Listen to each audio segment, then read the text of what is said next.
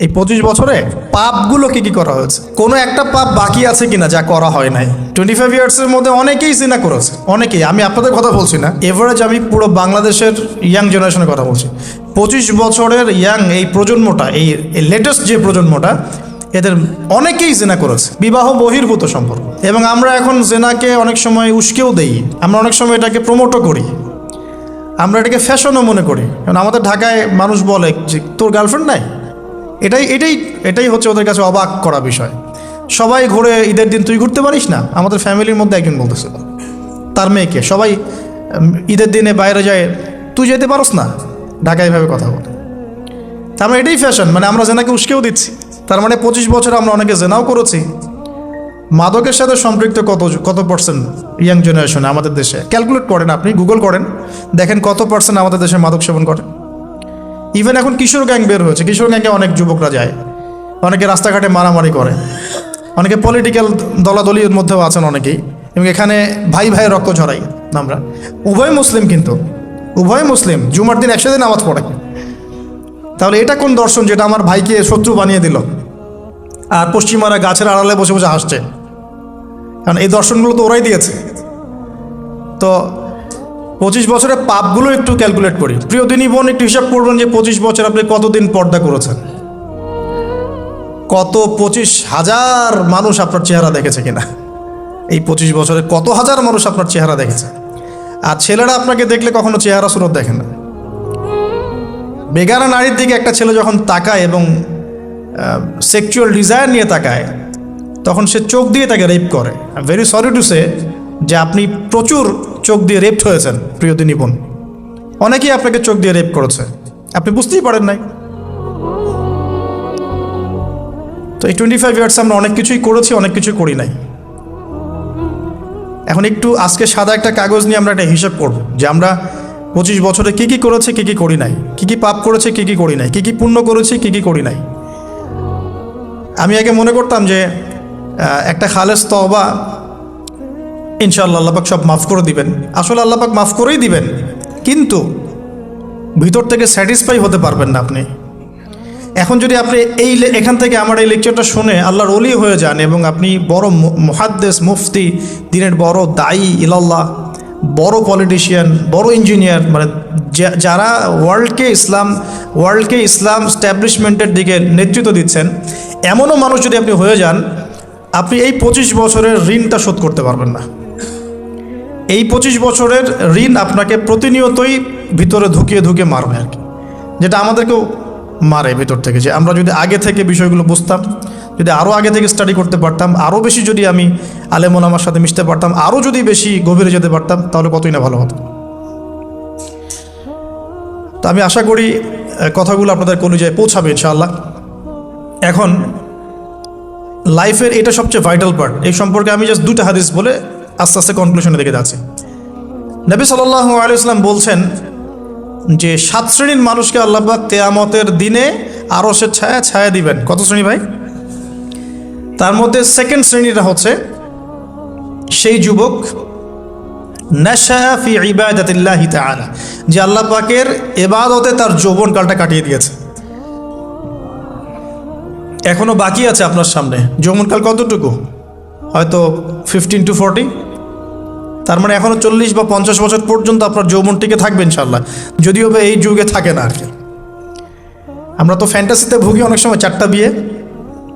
বাস্তবতা হচ্ছে এই যুগে একটাই ডিফিকাল্ট, একজনকে সন্তুষ্ট করে কি ডিফিকাল্ট। এখন সেই যুগ না, তো আমরা তো হর্স রাইড করি না, আমরা তো এক্সারসাইজ করি না, আমরা তো এখন অনেকে খেলিও না, আমরা ফাস্ট ফুড খাই, আমরা হাইজেনিক খাবার খাই না, আমরা আগেকার মানুষদের মতো অনেক কিছুই করি না। এনভায়রনমেন্ট নষ্ট হয়ে গেছে, পলিউশন আছে, সব মিলে এখন আমাদের যৌবন যে 50 বছর পর্যন্ত থাকবে, এটা নিশ্চয়তা দেওয়া যাচ্ছে না যদি আমরা বেঁচেও থাকি। আর কত যুবক যুবতী ভাই বোন যে যৌবনকালেই চলে যায় তার তো ঠিক নাই। প্রিয় দিনী ভাইয়েরা, আমরা আলোচনা করছিলাম যৌবন সম্পর্কে। এই বিষয়ে আমি 2টো হাদিস বলার নিয়াত করেছিলাম। তো প্রথমটা শুনিয়েছি মোটামুটি, সেটা হলো নবী সাল্লাল্লাহু আলাইহি ওয়াসাল্লাম বলেছেন যে কিয়ামতের মাঠে আল্লাহ রাব্বুল আলামিন যে 7 শ্রেণীর মানুষকে তার আরশের ছায়া দিবেন, তার মধ্যে 3য় শ্রেণী হচ্ছে সেই যুবক যে তার যৌবনকালটাকে আল্লাহর পথে উৎসর্গ করেছে বা কাটিয়ে দিয়েছে। আরেকটা হাদিস যেটা বলতে চাচ্ছিলাম সেটা হলো, কিয়ামতের মাঠে 5টা প্রশ্ন হবে, স্পেশাল 5টা প্রশ্ন, যে 5টা প্রশ্নের উত্তর না দেয়া পর্যন্ত কাউকে ছাড়া হবে না। তার মধ্যে প্রথম প্রশ্নটাই হচ্ছে তোমার জীবন কোন কাজে কাটিয়েছো, এবং দ্বিতীয় প্রশ্ন হচ্ছে তোমার যৌবন কোন কাজে কাটিয়েছো। সো আমি বলছিলাম আপনাদেরকে যে যৌবন কালটাকে যদি আমরা আল্লাহর পথে কাটাতে পারি, ইনশাআল্লাহ তাআলা আমাদের এই যে উদ্দেশ্যটা, যে নিজেরা দিন পালন করব, নিজের পরিবারের মধ্যে প্রতিষ্ঠা করব, আমাদের সমাজে দিন ইসলামের দাওয়াতি কাজ করব, যেখানেই থাকি সৎ থাকব, একদিন ইনশাআল্লাহ দিন আবার বিজয়ী হবে, এই যে স্বপ্নগুলো, এগুলো বাস্তবায়িত হবে ইনশাআল্লাহ তখনই যখন আমরা নিজেরা পরিবর্তিত হয়ে সমাজের জন্য ভালো কিছু বয়ে নিয়ে আসবো ইনশাআল্লাহ। তো আমি জাস্ট কয়েকটা পয়েন্ট আপনাদের সাথে একটু শেয়ার করে শেষ করে দিব, যে এখন থেকে কিভাবে আপনারা বা আমরা আমাদের যৌবনটাকে আল্লাহর পথে কাটাতে পারি। প্রথম যে পয়েন্টটা আমি লিখে নিয়ে এসেছি সেটা হলো, আমি একটু বলেওছিলাম যে আমাদের নিজস্ব খসড়া একটা আমলনামা তৈরি করতে হবে আর কি। আজকে আমরা সেটা করতে পারি বাসায় গিয়ে, যে আমরা যদি আমাদের গড় আয়ু হয় 60 বছর, তাহলে আমরা এখন কতটুকু সময় পেতে পারি, আর এই সময়টুকুর মধ্যে আমাদের টার্গেট কি, আমরা আসলে কি চাচ্ছি, কি অ্যাচিভ করতে চাই, যা চলে গেছে এই সময়টুকুর মধ্যে আমরা কিভাবে আল্লাহর রহমত পাবো, ক্ষমা পাবো কিভাবে।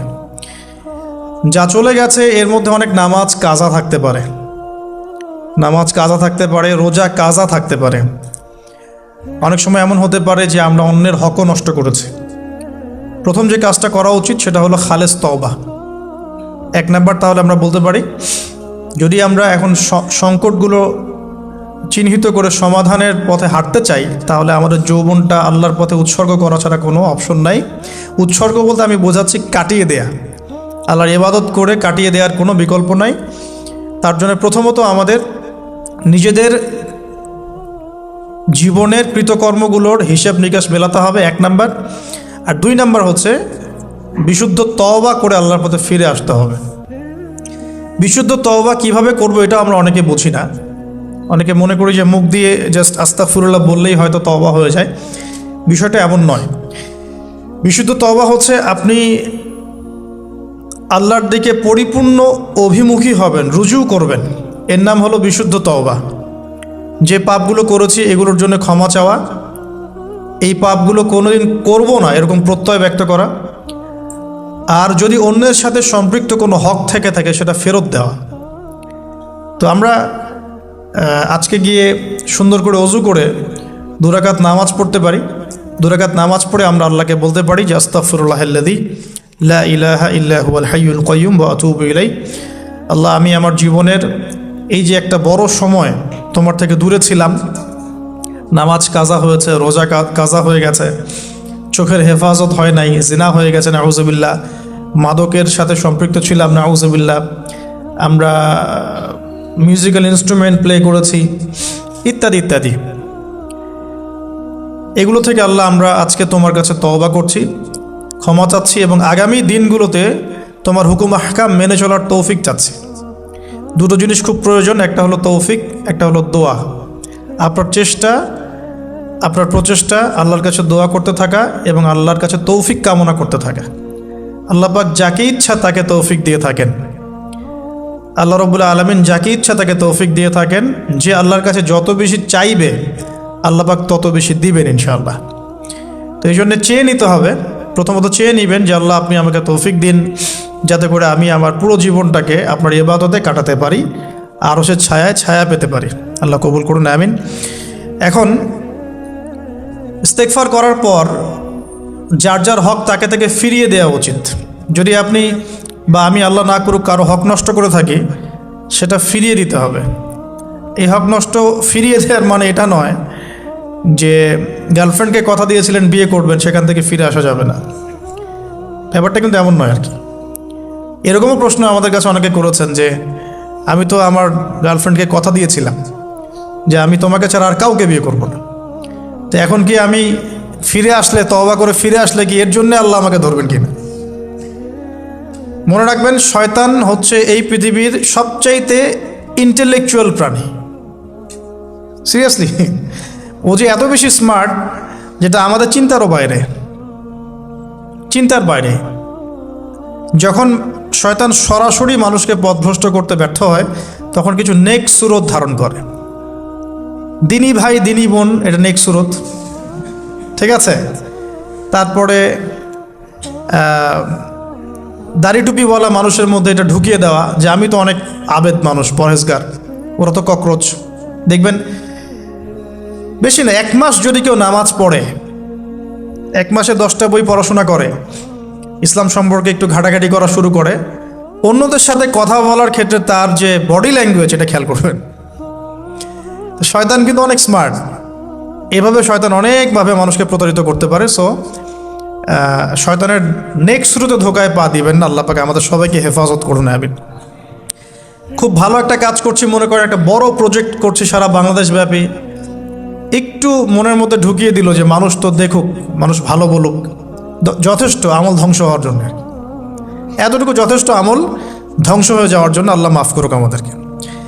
তো প্রথমেই প্রিয় ভাই, তওবা করে ফিরে আসা, যার যার হক তাকে তাকে ফেরত দিয়ে দেওয়া। এরপরের সবচাইতে ইম্পর্ট্যান্ট জায়গাটাই হচ্ছে ইলম অর্জন করা। যেখানে আছেন সেখানেই থাকবেন, মানে যে যে প্রতিষ্ঠানে যে সাবজেক্টে পড়ছেন, এখন আপনাদের প্রায় জীবনের 20টা বছর চলে গেছে। এখন সবার পক্ষে আবার ইউটার্ন করে 0 থেকে স্টার্ট করা পসিবল না, এবং এটা বুদ্ধিমানের কাজও হবে না, এটা বুদ্ধিমানের কাজও হবে না। ওই সেকশনে যারা আছেন তাদের সংখ্যা কিন্তু প্রচুর, যারা দিনই লাইনে পড়াশোনা করছেন, ঠিক আছে। আল্লাহ চাইলে তাদের মধ্য থেকেই ইনশাআল্লাহ এমন অনেক বড় বড় মুফতি, মুহাদ্দিস, ইমাম তৈরি হবেন, যারা ধর্মীয় অঙ্গনে নেতৃত্ব দিবেন ইনশাআল্লাহ। আর যদি দেখা যায় তারা তাদের দায়িত্ব পালন না করেন, তখন আল্লাহ পাক জেনারেল থেকে মানুষ উঠায় নিয়ে আসবেন। এটা আল্লাহ পাকের কৌশল, আল্লাহ পাক করতে পারেন। এখন আপনি কি করবেন? যেহেতু আপনারা 20-25 বছর পার করে আসছেন, যে সাবজেক্টে পড়ছেন কন্টিনিউ করতে থাকবেন। যদি এনভায়রনমেন্ট থাকে ফ্রি মিক্সিংয়ের, এখানে আপনি আপনার চোখকে হেফাজত করার চেষ্টা করবেন সর্বোচ্চ। এ ব্যাপারে আমি একটা বই সাজেস্ট করি, এই বইটা পড়লে ইনশাআল্লাহ আপনার অন্তরের মধ্যে এই বিষয়গুলো কমে আসবে ইনশাআল্লাহ। সেটা হলো তাসকিয়া, ও আরেক নামে এসেছে, সেটা হলো তাসাউফ ও আত্মশুদ্ধি।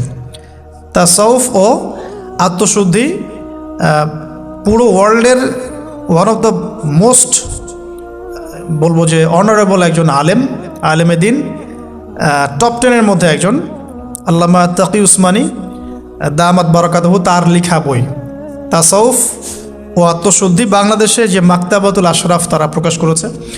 এই বইটা যদি পড়েন, আপনার মনের মধ্যে নফসের যে খারাপ রিপুগুলো, এগুলো আস্তে আস্তে কমতে থাকবেন সব। এবং এই বইটা আমি বলি যে বারবার পড়া উচিত, বারবার পড়া উচিত। হ্যাঁ, তো আল্লাহ তৌফিক দান করুন। এখন পুরোপুরি ট্র্যাক চেঞ্জ করতে যাবেন না, আপনি আপনার ট্র্যাকেই থাকবেন। এখন এই ট্র্যাকে থেকে আপনি কিভাবে ইসলামিক বেসিক জ্ঞান অর্জন করবেন, কিভাবে পসিবল? কঠিন, অসম্ভব কিছু না, কঠিন। আমি অভিজ্ঞতা থেকে বলি আমার মতো করে। ফার্স্ট অফ অল, একজন বিজ্ঞ কারি সাহেব, হাফেজে কোরআন বা কারি, প্রাথমিক স্টেজ বলছি, বিজ্ঞ একজন কারি সাহেব বা হাফেজে কোরআন, যার সাথে আপনার ভালো সম্পর্ক বা যাকে আপনি চিনেন, রিনাউন্ড বা যিনি খুব কোঅপারেটিভ, আপনাকে সময় দেন, টাইম দেন, এরকম কারো কাছে গিয়ে আপনি কোরআন তেলাওয়াত করা শিখবেন আগে। ফার্স্ট অফ অল এটা কাজ, কোরআন তেলাওয়াতটা আগে শিখবেন। আমি তো যে দুঃখ করে বলি, কষ্ট করে বলি, যে আমাদের এই দিনী অঙ্গনে এমন অনেক মানুষ আছে যারা ইভেন কোরআন রিসাইট পর্যন্ত করতে না পেরেও অনেক বড় বড় জায়গায় অভিনয় করেন, দিনিয়াতের অভিনয় করে যান, নিজের সাথে অভিনয় করে যান। অনেক সময় উদ্ধতাবশত বড় বড় আলেমদেরকে বাহাসের জন্য চ্যালেঞ্জ করে থাকেন, অথচ কোরআন তেলাওয়াত শুদ্ধ না। কোরআন তেলাওয়াত শুদ্ধ না মানে নামাজই হচ্ছে না। কোরআন তেলাওয়াত শুদ্ধ না মানে কি? নামাজ হচ্ছে না। কবুল করার মালিক তো আল্লাহ, শর্ত তো এটা। কবুল করার মালিক তো আল্লাহ। আল্লাহ পাক চাইলে কেউ 1 ওয়াক্ত নামাজ না পড়লেও তওবা করে ফিরে আসছে মৌতের আগে, হয়তো আমরা জানি না, আল্লাহ মাফ করে দিয়েছেন, হতে পারে না? কিন্তু এটা তো শর্ত, কোরআন তেলাওয়াত তাজবিদের সাথে শিখতে হবে। তো এখানে যদি একজন আলেম থাকেন, একজন কারি থাকেন, হাফেজ থাকেন, তার কাছে আপনারা ব্যাচ করে পড়লেন, অথবা সে যদি কোনো ইনস্টিটিউট খুলে সেখানে আপনারা একটু সময় দিলেন, বা যারা পড়তে জানেন আবার মস্ক করে নিলেন। ফজরের পর 1 ঘন্টা, সপ্তাহে 3 দিন, 3 মাস এনাফ। ফজরের পর 1 ঘন্টা, সপ্তাহে 3 দিন, আপনার 2 থেকে 3 মাস যথেষ্ট। কোরআন তেলাওয়াত আপনি শিখে ফেলবেন ইনশাআল্লাহ। এটা প্রথম কাজ। এটা না করে পরের কাজগুলো আসলে পসিবল না। এগুলো সব জাতামাতা কাজ হয়ে থাকবে, এগুলো মানে পূর্ণতা পাবে না। প্রথম কাজটাই কোরআন তেলাওয়াত শেখা। এরপরে আপনার অনেকে তাবলিগ জামাতে সময় দেন, সময় দিবেন। অনেকে দেখা যায় যে বাসায় দিনই বই পুস্তক পড়েন, এগুলো পড়বেন, ঠিক আছে। অনেকে হাদিসের বইয়ের যে অনুবাদগুলো হয়েছে এগুলো পড়বেন, সমস্যা নেই। কিন্তু কোরআন তেলাওয়াত অবশ্যই শিখবেন। তারপরে আপনি যদি এখান থেকে বের হওয়ার পরে বা রানিং অবস্থাতেও যদি সময় বের করতে পারেন, তাহলে মাদ্রাসা অঙ্গনের কোনো আলেমের সহবতে গিয়ে আপনি অ্যারাবিক ল্যাঙ্গুয়েজ এবং অ্যারাবিক গ্রামার শিখবেন। এটা ওটা আপনার শেখার লেসন 2, কোরআনের পর এটা শেখার লেসন 2। অ্যারাবিক ব্যাকরণ, অ্যারাবিক গ্রামার এবং অ্যারাবিক ল্যাঙ্গুয়েজ ছাড়া কোরআনের তাফসির তর্জমা এগুলো বোঝা যায় না। যে যাই বলুক এটাই ফুল স্টপ কথা। তাফসির আপনি তো বঙ্গানুবাদ দেখে অনেক কিছু বুঝতে পারেন ঠিকই। আল্লাহ পাক বলেছেন সুদ খেও না, জেনার ধার কাছে যেও না, এগুলো কমন মেসেজ, সেগুলো সবাই নিতে পারে। একজন অমুসলিম ভাইও ওইটা যদি বাংলা পড়তে পারে সেও বুঝতে পারবে কি বলতে যাচ্ছেন আল্লাহ পাক। অ্যারাবিক ল্যাঙ্গুয়েজ, অ্যারাবিক গ্রামারের ভিতরে না ঢুকলে আপনি কোরআনের ভাষাটাকে ধরতে পারবেন না। আল্লাহ পাকের যে মানে ঐশী গ্রন্থের বালাগাত, এটা আপনি বুঝতে পারবেন না। তো এই জন্যে এটা তো সিম্পল এক্সাম্পল। আমরা যদি এখানকার ল্যাঙ্গুয়েজ কি বইগুলোর, ইংরেজি না বাংলা? ইংলিশ। মাশাআল্লাহ, ইংলিশ ল্যাঙ্গুয়েজ যদি না জানতাম আমি কি এখানে পরীক্ষা অ্যাটেন্ড করতে পারতাম? আমি তো ওই টপিকটাই বুঝবো না, কোন টপিক আলোচনা হচ্ছে, স্যার কী পড়াচ্ছেন। আমার তো ইংরেজি গ্রামারের এবং ইংরেজি ল্যাঙ্গুয়েজটিক আমার কোনো দক্ষতা নাই। তাহলে আমি কীভাবে ওই চ্যাপ্টার 1, চ্যাপ্টার 2, চ্যাপ্টার 3 এই টপিক ওই টপিক কেমন করে বুঝতে পারি? সিমিলার এখানে কোরআনের ক্ষেত্রে যদি আপনি ল্যাঙ্গুয়েজগুলো না জানেন এবং গ্রামারটা না বোঝেন, তাহলে কোন সূরার ভিতরে কি গভীর মর্ম এগুলো আপনি ধরতে পারবেন।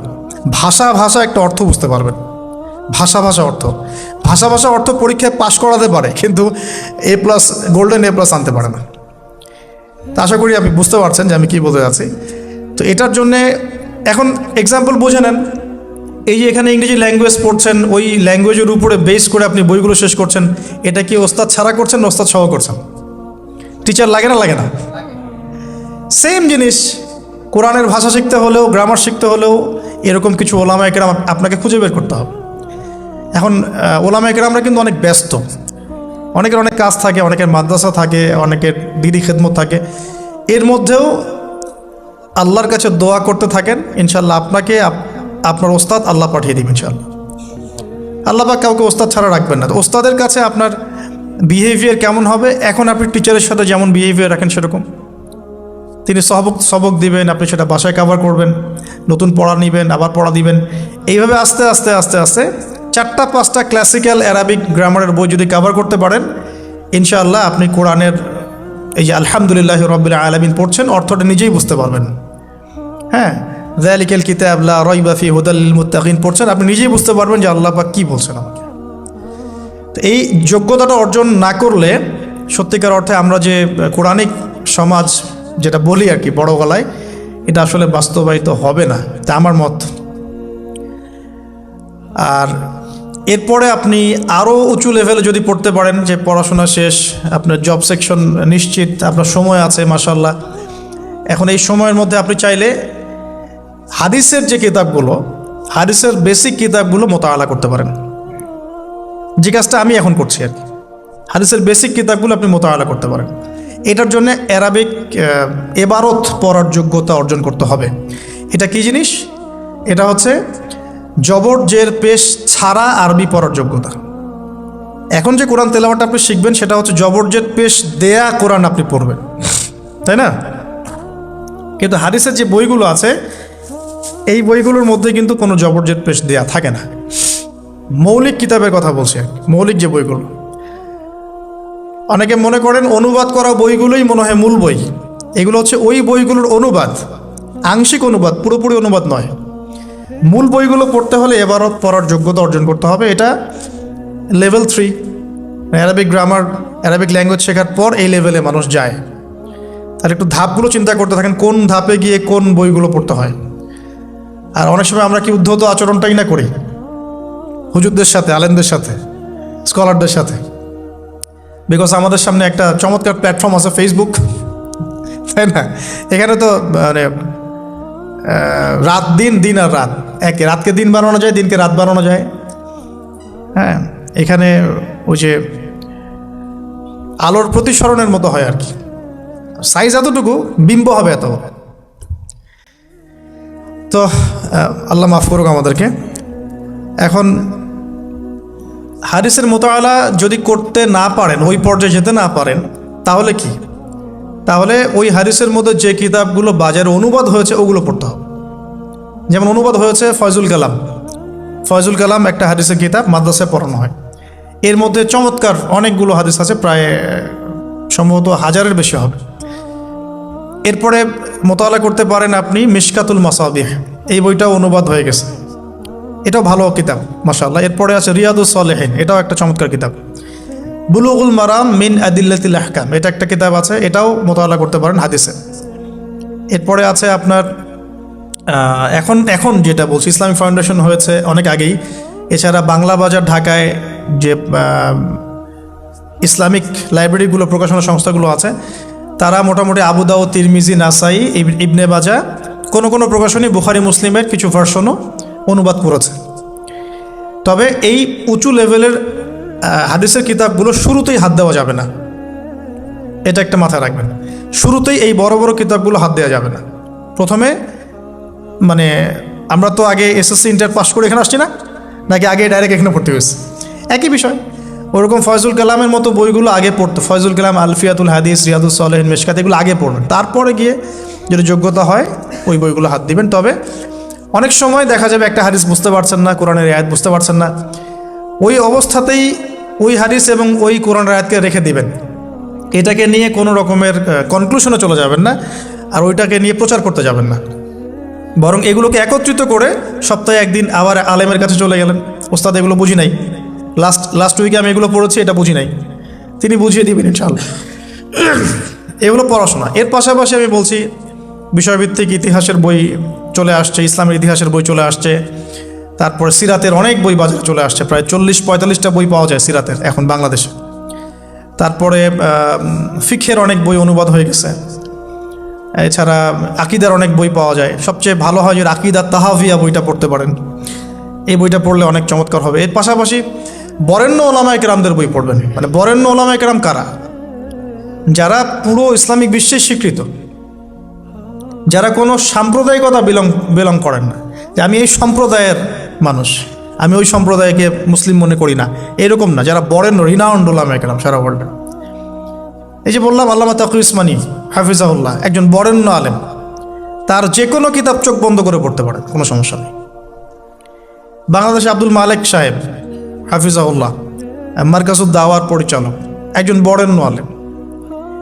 আশরাফ আলী থানভী রহিমউল্লাহ একজন বরেণ্য আলেম। হানাফি কওমের ফিকহে এরকম অনেক বরেণ্য ওলামায়ে কেরাম আছেন। তারপরে আরবের মধ্যে এমন অনেক বরেণ্য আলেম আছেন, শাইখ উসাইমিন, শাইখ বিন বাজ, সালেহ আল ফাওজান, এরকম অনেক বড় বড় আলেম আছেন যারা রিনাউন্ড ওলামায়ে কেরাম। তাদের কিতাবগুলো আপনি পড়তে পারেন, কিন্তু যাদের মানে লেখা এবং গবেষণাগুলো ছাত্র পর্যায়ের, এগুলোকে আপনি প্রামাণ্য বই বানাবেন না। তো প্রামাণ্য বই পড়বেন আর আলেমের সাথে সম্পর্ক রাখবেন। দুটো যখন একসাথে থাকবে তখন আপনি কিছু আটকে গেলেও তার সাথে পরামর্শ করে একটা কনক্লুশন খুঁজে পাবেন। এগুলো জাস্ট বই সংক্রান্ত কথা বললাম। এখন এগুলো হচ্ছে সবচেয়ে বড় বিষয়টা, হচ্ছে এগুলোর চাইতে বেশি বড় বিষয় হচ্ছে যে কোনো একজন, অন্তত পক্ষে একজন, আপনি চাইলে 10 জনের সাথেও রাখতে পারেন, কিন্তু অন্তত পক্ষে একজন মুহাক্কিক আলিমের সাথে আপনি সম্পর্ক রাখবেন পরামর্শের জন্য। অন্তত পক্ষে একজন মুহাক্কিক আলেমের সাথে, মানে হকপন্থী মুহাক্কিক আলেমের সাথে আপনি সম্পর্ক রেখে চলবেন। এটা অনলাইনের যুগ, এটা তো কিন্তু সহজ। আর সম্পর্ক শুধু অনলাইন কেন্দ্রিক হবে এমনটাও বলছি না, তার সাথে সাক্ষাৎ করবেন, তার কাছে নসিহত নেবেন, তার কাছে গিয়ে কিছু পড়বেন, হ্যাঁ, তাকে দেখবেন তিনি কিভাবে আমল করেন, ব্যক্তি জীবনে তিনি কেমন, তিনি আপনাকে কী নসিহত করেন, তার সাথে মিশবেন। সোহবত মানে কি? মানে আমরা কি শুধু টিচারদের মানে পড়াশোনাগুলোই ফলো করি না, টিচারকে দেখিও বটে। আমরা বস্তুবাদী এডুকেশনের ক্ষেত্রে হয়তো অত কেয়ার করি না, টিচার যেটা পড়াচ্ছেন ওটা জাস্ট টুকে নেই, পরীক্ষা পাশ করলেই হইল। আমরা টেন্ডেন্সি এমন, কিন্তু ইসলামিক এডুকেশনটা কিন্তু এমন নয়। সাহাবায়ে কেরাম রাদিয়াল্লাহু আনহুম আজমাইন তারা এই আমাদের মতো কাগজের বই পুস্তক পড়ে ইসলাম শেখেন নাই। কীভাবে শিখেছেন তাহলে? সরাসরি নবীকে দেখে শিখেছেন। নামাজ পড়তে গিয়েছেন, দেখেছেন নবী কেমন করে নামাজ পড়েন, দেখছেন নবী কেমন করে হাঁটেন, দেখছেন নবী কেমন করে কাপড় পরেন, দেখছেন নবী কেমন করে আতর ইউজ করেন, কেমন করে তিনি হাসেন, কেমন করে মানুষের সাথে মেশেন, হ্যাঁ, কথা বলার সময় কেমন করে মানুষের দিকে তাকান। খুঁটে খুঁটে একটা একটা করে নিয়ে হাদিসের এক একটা অধ্যায় রচিত হয়েছে। নবী কেমন করে তাকান, নবী কেমন করে মেসওয়াক করেন, নবী কেমন করে হাসেন, এগুলো আপনি অধ্যায় পাবেন। ইভেন আপনি অধ্যায় পাবেন নবী কেমন করে চুল আঁচড়ান। তাহলে আপনি দেখেন সাহাবীরা কিভাবে খুঁতে খুঁতে নবীকে দেখেছেন। বলা হয় আব্দুল্লাহ বিন মাসউদ রাদিয়াল্লাহু আনহু সম্পর্কে, তিনি নবীকে এত বেশি কপি করতেন হাঁটা চলা কথাবার্তায় যে নবী সাল্লাল্লাহু আলাইহি ওয়াসাল্লামের পরের যুগের অনেক মানুষ এসে দ্বিধাদ্বন্দ্বে পড়ে যেত যে রাসূল সাল্লাল্লাহু আলাইহি ওয়াসাল্লামকে দেখছি নাকি। এমনভাবে কপি করতেন, এমনভাবে। সো এখানে আমি সোহবতের বিষয়টা বোঝাতে যাচ্ছি যে কোনো অন্ততপক্ষে একজন মুহাক্কিক আলেমের সাথে সম্পর্ক রাখবেন। অন্তত একজন, আপনি চাইলে 10 জন 20 জন 50 জনের সাথে রাখতে পারেন। অন্ততপক্ষে একজন যাকে দেখে আপনি শিখবেন, আপনার স্টাডিগুলোকে আপনি যেটা সমস্যা ফেস করছেন সেগুলোকে তার সামনে পেশ করতে পারেন। এটা আমি খুঁজে দিব না আপনাদেরকে, নাম বলেও দিব না, আমি কার কার সাথে সম্পর্ক রেখে চলি এটা আমি বলবো না, এটা আপনাকে খুঁজে বের করতে হবে। তবে এখানে আমি একটা কথা বলে দিব যে যেহেতু আমরা সব সাধারণ মানুষ, আমরা তো কেউ স্কলার নই, এখানে আমরা কেউ মানে যেটা বলি যে মুজতাহিদ, ইজতেহাদ করার যোগ্যতা রাখি না আমরা এখানে কেউ। সেক্ষেত্রে অবশ্যই আমাদেরকে পূর্বসূরি ওলামায়ে কেরামদেরকে ফলো করতেই হবে, কারণ কোরআন সুন্নাহ নতুন করে গবেষণা করে আপনি তো সব মাসআলা বের করতে পারবেন না। এই কারণে আমাদেরকে মাযহাব মানতে হয়, এটা খারাপ কিছুই না। এটা নিয়ে অনেক কথা সমাজে এখন শুনি দেখি, দরকার নাই, আমরা লা মাযহাবী, আমরা এইটা আমরা সেইটা, এগুলো আসলে বোগাস কথাবার্তা এবং সমাজ বিভক্তকরণের মূল হাতিয়ার এগুলো হয়ে গেছে। সমাজের ইউনিটি নষ্ট করবেন কেন? কোরআন এবং সুন্নাহ আল্লাহ ফলো করতে বলেছেন, দ্যাটস অল। আর কোরআন সুন্নাহ আপনি কি এখন, আমি যদি আপনাকে কোরআন এই যে দিলাম, নেন কোরআন, নেন তাফসির ইবনে কাসির, নেন তাফসির জালালাইন, নেন আপনি তাফসিরে মারিফুল কোরআন, নেন এইটা, এই যে বুখারী নেন, মুসলিম নেন, তিরমিজি, আবু দাউদ, নাসাই সব নিয়ে নেন। এখন আপনি কি গবেষণা করে সব মাসআলা আমাকে দিতে পারবেন? ইম্পসিবল, আমার পক্ষে এখন ইম্পসিবল একটা। তাহলে এগুলো যারা গবেষণা আগে করেছেন তাদের কিতাব তো আমাদেরকে পড়তে হচ্ছে। এটাই হলো তাদের মত নেয়া, তাদের মত অনুযায়ী পথ চলা। তো এই জিনিসগুলো নিয়ে যারা বাড়াবাড়ি করছে এটা খুবই দুঃখজনক। যে অবশ্যই কোরআন সুন্নাহকে ফলো করতে হলে আমাদেরকে হকপন্থী উলামায়ে কেরামের সোহবতে যেতেই হবে। তাদের বইপত্র, লেকচার, তাদের নসিহত, তাদের ফিকহের কিতাব, এগুলো আমাদের ঘাটতে হবে। আদারওয়াইজ আমরা সরাসরি কোরআন সুন্নাহর দাবি করলেও মানতে পারবো না। সরাসরি কোরআন সুন্নাহ মানিয়ে দাবি করলেও মানতে পারবো না, বিকজ আমি তো কোরআন সুন্নাহর সব জ্ঞান রাখি না। ক্রিপ্টোকারেন্সি হালাল না হারাম আমি যদি আপনাকে এখন প্রশ্ন থ্রো করে দেই, নেন সব বই দিয়ে দিলাম কোরআন সুন্নাহর, আপনি কি ঘেটে আমাকে অ্যান্সার দিতে পারবেন? তাহলে এটা ঘাটবে কারা? যারা এটা ঘাটার যোগ্যতা রাখে। তারা ঘেটে যখন একটা প্যানেল করে একটা ফতোয়া যখন আসবে যে না এটাই, তখন আমরা সেটাকে ফলো করব। That's all. এই জিনিসটা রাসূল সাল্লাল্লাহু আলাইহি ওয়াসাল্লামের যুগেও ছিল, সাহাবীদের যুগেও ছিল, তাবেঈনদের যুগেও ছিল, এটা আস্তে আস্তে চলে আসছে এই পর্যন্ত। তো এখানে ক্লাসিক্যাল যে ইসলাম চলছে এখানে থাকলে আপনার বিভ্রান্ত হওয়ার কোনো চান্স নাই। কিন্তু এর আশপাশে ব্যাঙের ছাতার মতো অনেক মতাদর্শ এসেছে এখন, নতুন নতুন অনেক। এগুলোতে পা দিলে নেক্সট শুরুতে ধোকা খাবেন শয়তানের মতো। ওই যে বললাম শয়তান নেক্সট শুরুতে ধোকা দেয়, মনে হবে যে আমি তো সরাসরি কোরআন সুন্নাহ ফলো করি। আদতে আপনি কোরআন সুন্নাহই ফলো করছেন না।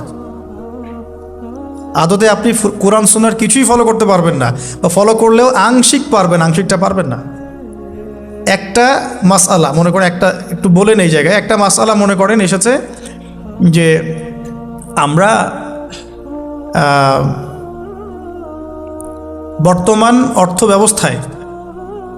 অর্থ ব্যবস্থায় আমরা কিভাবে আমাদের ব্যাংকিং সিস্টেমটা সাজাবো। ধরেন একটা মাসআলা এসেছে, এখন এই বিষয়ে যদি আমরা ইকোনমিক্সের উপর দক্ষ ওলামায়ে কেরামদের শরণাপন্ন না হই, আমরা কি অ্যান্সার নিতে পারবো? আমি কি পারবো উত্তর দিতে? আপনি কি পারবেন? যে কোরআন এবং সুন্নাহ গবেষণা করেছেন এবং যার কাছে অর্থনীতির জ্ঞান আছে, ওই রকম মুহাক্কিক কোনো আলেম আপনাকে বলতে পারবে এখন আমাদের কি করা দরকার। এই জিনিসটাই যদি আমরা বাংলাদেশের সংবিধান সম্পর্কে জানতে চাই, আমাদেরকে আইনজীবীর কাছে যেতে হবে।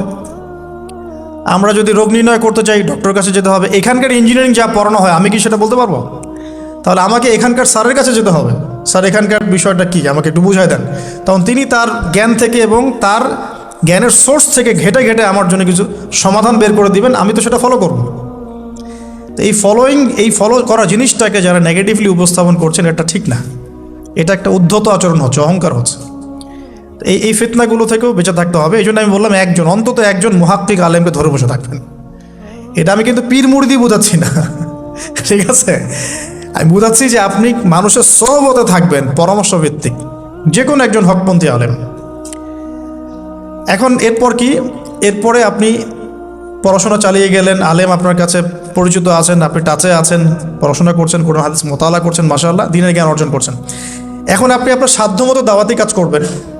যতটুকু দাওয়া আপনার দেওয়ার যোগ্যতা আপনি অর্জন করেছেন বা পারছেন, অতটুকু ছোট ছোট করে 5 মিনিট 10 মিনিট, একটা হাদিস 2টা হাদিস, এভাবে মানুষের মধ্যে ইসলামটাকে প্রচার করতে থাকেন ইনশাআল্লাহ। তবে যে বিষয়গুলো নিয়ে সমাজে ইখতিলাফ দ্বন্দ্ব দেখা যায়, এগুলো নিয়ে আপনি কথা বলতে চান না। এগুলোর কোনো সমাধান নাই, মানে এগুলো কখনো শেষ হবে এমনটা মনে হচ্ছে না। ইলা ইয়াউমিল কিয়ামা, কিয়ামত পর্যন্ত এগুলো শেষ হবে এমনটা বোঝা যাচ্ছে না। তো এই জন্য আমরা এখানে আগুন আর উস্কে দেওয়ার দরকার নাই। আপনি আপনার কাছে যেটা ভালো লাগে ওই মানহাজ, ওই মাযহাবটা ফলো করতে থাকেন ইনশাআল্লাহ। সাহাবীর যুগ থেকে এরকম ইখতিলাফ কিন্তু ছিল, তাই বলে কেউ কাউকে তারা এরকম তুই কাফের হয়ে গেছিস এরকম কখনো কথা কেউ বলে নাই, যেটা আমাদের পান থেকে চুন খসলে মানুষ বলে দেয়। এরকম জায়গায় যায় না, এটা তাস্কিয়া নষ্ট হয়ে যাবে, আপনার মনের তাস্কিয়া নষ্ট হয়ে যাবে। এখন এরপরে আপনি বা আমি আমাদের কর্মক্ষেত্রটা সাজাবো। যেহেতু আমাদের এখন মাশাআল্লাহ পড়াশোনা হচ্ছে, আলেমদের সাথে আমরা সম্পর্ক রাখছি, শেষ করছি, একটু ধৈর্য ধরেন। কর্মক্ষেত্রটা আমরা সাজাবো। এখন আপনারা বের হয়ে যাবেন, জবে চলে যাবেন মাশাআল্লাহ। এখানে কি, এখানে এমন একটা বিষয় খুঁজে নেওয়ার চেষ্টা করেন যে আপনার যাতে দুনিয়ার আর্নিংসটাও চলে আসে এবং পরকালেরও কাজ হয়। এক্সাম্পল দিচ্ছি আমি একটা, ধরেন যে আমার 4-5টা মাদ্রাসা আছে, কথার কথা, আমি বিভিন্ন মাদ্রাসায় পড়াই। এখানে কি হচ্ছে, আমি ইলম শিক্ষা দিচ্ছি, আমার নিজের চর্চা থাকছে, আমি সেখান থেকে কিছু হালকা পাতলা কিছু বেতনও পাচ্ছি, আমার পরিবার চলে যাচ্ছে। তো পুরো লাইফের পুরো কাজগুলোই কিন্তু তখন দিন কেন্দ্রিক হয়ে গেল, তাহলে সে বেশি লাভবান হলো। এখন আপনাদেরকে এরকম সুযোগ বের করতে হবে যে আপনারা এমন এমন কিছু ক্ষেত্রে যাবেন যেখানে ওই কাজটাই ইবাদত বলে কাউন্ট হবে। টাফ কিন্তু ইম্পসিবল না। বা যদি এমন জব নাও পাওয়া যায়, আপনি হালাল কোনো বৈধ জবে থাকলেন, আপনার রিজিকের একটা অংশ থেকে আল্লাহর পথে সদকা করলেন। আল্লাহ পাকে এর বেশি কিছু আপনার কাছে চাচ্ছেন না। জাকাত ফরজ হয়ে গেলে জাকাত দিলেন, নফল দান সদকা করলেন, এতটুকু। আপনার পরিবারের পেছনে খরচ করলেন, আল্লাহর হক আদায় করলেন, জনগণের আমরা যেটা বলি মানুষের হক সেটা আদায় করলেন। এরপরে আপনার আসবে বিয়ে শাদীর ব্যাপার স্যাপার। বিয়ে শাদীর ব্যাপার স্যাপার আগে আনলাম না কেন? কারণ ওই আত্মনির্ভরশীল না হলে তো মেয়েরা আপনার কাছে আসবে না। ওটা প্রেম করতে পারে, কিন্তু বিয়ের সময় তারা খুব সচেতন। বিয়ের সময় তারা অনেক বেশি কনসিয়াস যে না, সে কি করে এটা দেখতে হবে। এবং মেয়ের বাবা মার প্রথম প্রশ্নই হবে আপনি করেন কি। আপনি সুফি মানুষ, মনে করেন আপনি হচ্ছেন কি বলবো, যে আপনি হচ্ছেন মুহাদ্দিস, আপনি মুফতি, আপনি হচ্ছেন মুফাসসিরে কোরআন, কোনো দাম নাই। মেয়ের মায়ের কাছে এটার কোনো দাম নাই, মেয়ের বাবার কাছে এগুলো কোনো সাবজেক্ট না। ইল্লা মাশাআল্লাহ, এর বাইরেও কিছু মানুষ আছেন, কমন একটা ট্রেন্ড বললাম। প্রথম কোশ্চেন তারা করবেন যে আপনার স্যালারি কত, এবং আপনার জব আছে কিনা, আপনার বাড়ি আছে কিনা, ইত্যাদি ইত্যাদি। এই জন্যই বললাম যে আগে আর্নিং সোর্সটা নিশ্চিত করে তারপরে এদিকে যান, তাহলে সম্মানটা বজায় থাকবে। আত্মসম্মান ছেলেদের একবার নষ্ট হয়ে গেলে তার ফিরে আসে না। আমরা যখন নিচের হাত হই তখন আমাদের আত্মসম্মান বলে কিছু থাকে না। আপনার আর্নিং যদি মাসে 50,000 1 লাখ টাকাও হয়, এই টাকাগুলো কিন্তু খুব বেশি বড় না এখন, কারণ এখন 1 লাখ টাকার মান আর 1 লাখ টাকা নাই, এখন ওটা 50,000 চলে আসছে। আস্তে আস্তে হয়তো আরও কমবে। যারা এগুলো বোঝেন না তারা অযথাই সমালোচনা করেন, কিন্তু আসলে ব্যাপারটা এরকমই হচ্ছে। আমি তাদের হেদায়েতের জন্য দোয়া করি। এখন এইটুকু আর্নিং যদি আপনার হয়, কিন্তু এই আর্নিংয়ে আপনার কারো কাছে হাত পাততে হচ্ছে না, আপনার সম্মান বজায় থাকবে। যখনই আমাদেরকে হাত পাততে হবে আমাদের সম্মানটা কমে যায়। আর যদি কেউ ভুল করে ঘর জামাই হন তাহলে তো অবস্থা খারাপ, ঠিক আছে?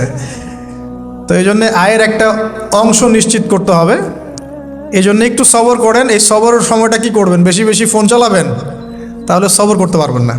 এই সবরের সময়টুকু মোতাআলা করবেন, পড়াশোনা করবেন, সম রাখবেন, আপনার রোজা রাখবেন, ভালো কাজে ব্যস্ত থাকবেন, ইনশাআল্লাহ প্রবৃত্তি নিয়ন্ত্রণে থাকবে। আর যদি আপনার বিকল্প অপশন থাকে, কৃষি অপশন থাকে, কৃষিকাজের সুযোগ আছে, ব্যবসার সুযোগ আছে, বা আপনার পৈতৃক সম্পত্তি আছে, সেক্ষেত্রে আপনি আগে বিয়ে করে রাখতে পারেন, কোনো সমস্যা নেই। এটা ডিফার করে মানুষের মধ্যে। আল্লাহ পাক আমাদের সবাইকে হালাল রিজিকের ব্যবস্থা করুন, দোয়া করি। রিজিকের এই অংশটুকুর মধ্যে একটা অংশ আল্লাহর জন্য রাখবেন। রিজিকের অংশের একটা অংশ আল্লাহর জন্যে, আর বাকি একটা অংশ পরিবারের জন্যে, একটা অংশ নিজের জন্যে, একটা অংশ বই কেনার জন্যে। এভাবে স্যালারিকে ভাগ করবেন।